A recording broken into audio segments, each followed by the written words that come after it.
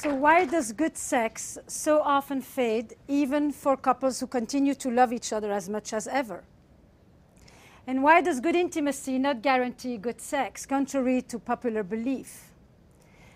Or the next question would be, can we want what we already have? That's the million-dollar question, right? And why is the forbidden so erotic? What is it about transgression that makes desire so potent? And why does sex make babies and babies spell erotic disaster in couples? It's kind of the fatal erotic blow, isn't it? And when you love, how does it feel? And when you desire, how is it different? These are some of the questions that are at the center of my exploration on the nature of erotic desire and its concomitant dilemmas in modern love. So I traveled the globe, and what I'm noticing is that everywhere where romanticism has entered, there seems to be a crisis of desire. A crisis of desire as in owning the wanting. Desire as an expression of our individuality, of our free choice, of our preferences, of our identity. Desire that has become a central concept as part of modern love and individualistic societies. You know, this is the first time in the history of humankind where we are trying to experience sexuality in the long term, not because we want 14 children for which we need to have even more because many of them won't make it, and not because it is exclusively a woman's marital duty. This is the first time that we want sex over time about pleasure and connection that is rooted in desire. So what sustains desire and why is it so difficult? And at the heart of sustaining desire in a committed relationship, I think, is the reconciliation of two fundamental human needs. On the one hand, our need for security, for predictability, for safety, for dependability, for reliability, for permanence, all these anchoring, grounding experiences of our lives that we call home. But we also have an equally strong need, men and women, for adventure, for novelty, for mystery, for risk, for danger, for the unknown, for the unexpected, surprise, you get the gist, for journey, for travel. So reconciling our need for security and our need for adventure into one relationship, or what we today like to call a passionate marriage, used to be a contradiction in terms. Marriage was an economic institution in which you were given a partnership for life in terms of children and social status and succession and companionship. But now we want our partner to still give us all these things, but in addition, I want you to be my best friend and my trusted confidant and my passionate lover to boot, and we live twice as long. So we come to one person, and we basically are asking them to give us what once an entire village used to provide. Give me belonging, give me identity, give me continuity, but give me transcendence and mystery and awe all in one. Give me comfort, give me edge, give me novelty, give me familiarity, give me predictability, give me surprise. And we think it's a given, and toys and lingerie are going to save us with that. So now we get to the existential reality of this story, right? Because I think in some way, and I'll come back to that, but the crisis of desire is often a crisis of the imagination. So why does good sex so often fade? What is the relationship between love and desire? How do they relate and how do they conflict? Because therein lies the mystery of eroticism. So if there is a verb for me that comes with love, it's to have. And if there is a verb that comes with desire, it is to want. In love, we want to have. We want to know the beloved. We want to minimize the distance. We want to contract that gap. We want to neutralize the tensions. We want closeness. But in desire, we tend to not really want to go back to the places we've already gone. Foregone conclusion does not keep our interest. In desire, we want an other, somebody on the other side that we can go visit, that we can go spend some time with, that we can go see what goes on in their red light district. You know, in desire, we want a bridge to cross. Or in other words, I sometimes say, fire needs air. Desire needs a space. And when it's said like that, it's often quite abstract. But then I took a question with me, and I've gone to more than 20 countries in the last few years with mating in captivity. And I ask people, when do you find yourself most drawn to your partner? Not attracted sexually per se, but most drawn. And across culture, across religion, and across gender, except for one, there are a few answers that just keep coming back. So the first group is, I am most drawn to my partner when she's away, when we are apart, when we reunite. Basically, when I get back in touch with my ability to imagine myself with my partner, when my imagination comes back in the picture, and when I can root it in absence and in longing, which is a major component of desire. But then the second group is even more interesting. I am most drawn to my partner when I see him in the studio, when she's on stage, when he's in his element, when she's doing something she's passionate about, when I see him at a party and other people are really drawn to him, when I see her hold court. Basically, when I look at my partner, radiant and confident, probably the biggest turn on across the board. Radiant as in self-sustaining. I look at this person. By the way, in desire, people rarely talk about it when we are blended into 5 centimeters from each other. I don't know in inches how much that is. But it's also not when the other person is that far apart that you no longer see them. It's when I'm looking at my partner from a comfortable distance, where this person that is already so familiar, so known, is momentarily once again somewhat mysterious, somewhat elusive. And in this space between me and the other lies the erotic élan, lies that movement toward the other. Because sometimes, as Proust says, mystery is not about traveling to new places, but it's about looking with new eyes. And so when I see my partner on his own or her own doing something in which they are enveloped, I look at this person and I momentarily get a shift in perception, and I stay open to the mysteries that are living right next to me. And then, more importantly, in this description about the other, or myself, it's the same. What is most interesting is that there is no neediness in desire. Nobody needs anybody. There is no caretaking in desire. Caretaking is mightily loving. It's a powerful anti-aphrodisiac. I have yet to see somebody who is so turned on by somebody who needs them. Wanting them is one thing. Needing them is a shutdown, and women have known that forever, because anything that will bring up parenthood will usually decrease the erotic charge. For good reasons, right? And then the third group of answers usually would be when I'm surprised, when we laugh together, as somebody said to me in the office today, when he's in his tux. So I said, you know, it's either the tux or the cowboy boots. You know, but basically it's when there is novelty. But novelty isn't about new positions. It isn't a repertoire of techniques. Novelty is, what parts of you do you bring out? What parts of you are just being seen? Because in some way one could say, sex isn't something you do, huh? Sex is a place you go. It's a space you enter, inside yourself and with another or others. So where do you go in sex? What parts of you do you connect to? What do you seek to express there?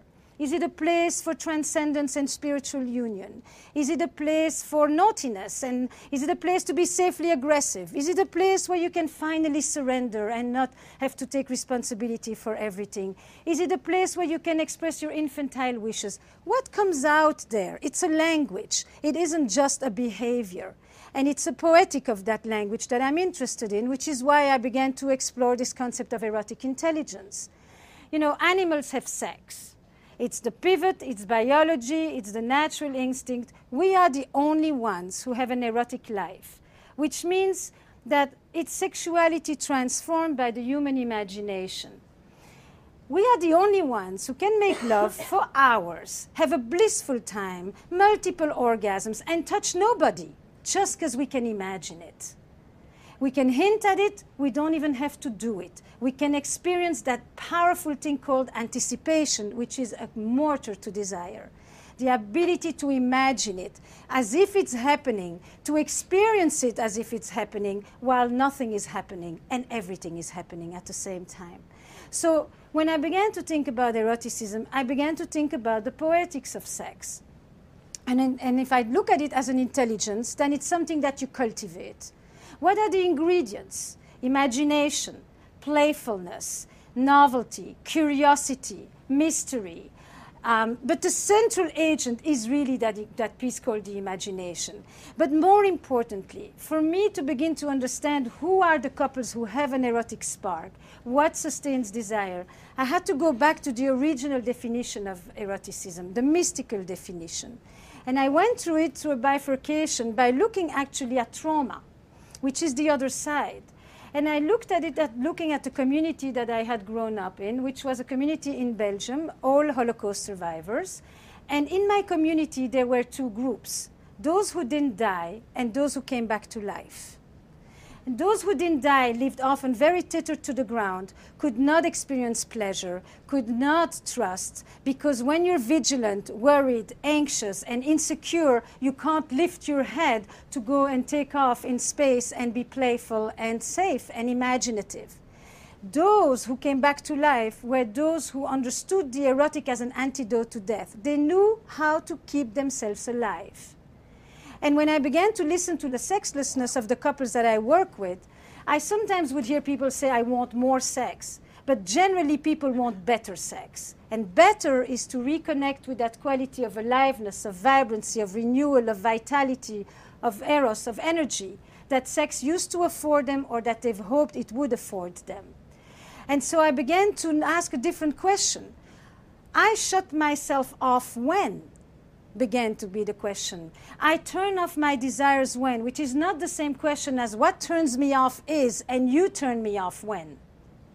And people began to say, I turn myself off when I feel dead inside, when I don't like my body, when I feel old, when I haven't had time for myself, when I haven't had a chance to even check in with you, when I don't perform when at work, when I feel low self-esteem, when I don't have a sense of self-worth, when I don't feel like I have the right to want, to take, to receive pleasure. And then I began to ask the reverse question. I turn myself on when? Because most of the time people like to ask the question, you turn me on, what turns me on? And I'm out of the question. You know? Now, if you are dead inside, the other person can do a lot of things for Valentine. It won't make a dent. There is nobody at the reception desk. You know? So I turn myself on when? I turn my desires. I wake up when? You know? Now, in this paradox between love and desire, what seems to be so puzzling is that the very ingredients that nurture love, mutuality, reciprocity, protection, worry, responsibility for the other, are sometimes the very ingredients that stifle desire. Because desire comes with a host of feelings that are not always so favorites of love. Jealousy, possessiveness, aggression, power, dominance, naughtiness, mischief. Basically, most of us, you know, will get turned on at night by the very same things that we will demonstrate against during the day. You know, the erotic mind is not very politically correct. If everybody was fantasizing on a bed of roses, we wouldn't be having such interesting talks about this. You know, but no, in our mind up there are a host of things going on that we don't always know how to bring to the person that we love, because we think love comes with selflessness, and in fact desire comes with a certain amount of selfishness in the best sense of the word. The ability to stay connected to oneself in the presence of another. So I want to draw that little image for you, because this need to reconcile these two sets of needs, we are born with that. Our need for connection, our need for separateness, or our need for security and adventure, or our need for togetherness and for autonomy. And if you think about the little kid who sits on your lap, and who is cozily nested here and very secure and comfortable. And at some point, all of us need to go out into the world to discover and to explore. That's the beginning of desire. That next exploratory needs curiosity, discovery. And then, at some point, they turn around and they look at you. And if you tell them, hey kiddo, the world's a great place, go for it, there's so much fun out there, then they can turn away and they can experience connection and separateness at the same time. They can go off in their imagination, off in their body, off in their playfulness, all the while knowing that there's somebody when they come back to. But if on this side there is somebody who says, I'm worried, I'm anxious, I'm depressed, my partner hasn't taken care of me in so long, what's so good out there? Don't we have everything you need together, you and I? Then there are a few little reactions that all of us can pretty much recognize. Some of us will come back, came back a long time ago. And that little child who comes back is the child who will forgo a part of himself in order not to lose the other. I will lose my freedom in order not to lose connection. And I will learn to love in a certain way that will become burdened with extra worry and extra responsibility and extra protection. And I won't know how to leave you in order to go play, in order to go experience pleasure, in order to discover, to enter inside myself. Translate this into adult language. It starts very young, it continues into our sex lives up to the end. Child number 2 comes back but looks like that over their shoulder all the time. You know, are you going to be there? You're going to curse me? You're going to scold me? You're going to be angry with me? And they may be gone, but they're never really away. And those are often the people that will tell you in the beginning it was super hot.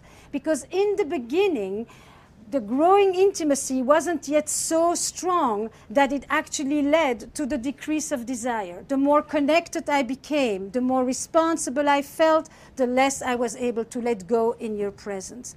The third child doesn't really come back. So what happens if you want to sustain desire, it's that real dialectic piece. On the one hand, you want the security in order to be able to go. On the other hand, if you can't go, you can't have pleasure, you can't culminate, you don't have an orgasm, you don't get excited because you spend your time in the body and the head of the other and not in your own. So in this dilemma about reconciling these two sets of fundamental needs, there are a few things that I've come to understand erotic couples do. One, they have a lot of sexual privacy. They understand that there is an erotic space that belongs to each of them. They also understand that foreplay is not something you do 5 minutes before the real thing. Foreplay pretty much starts at the end of the previous orgasm.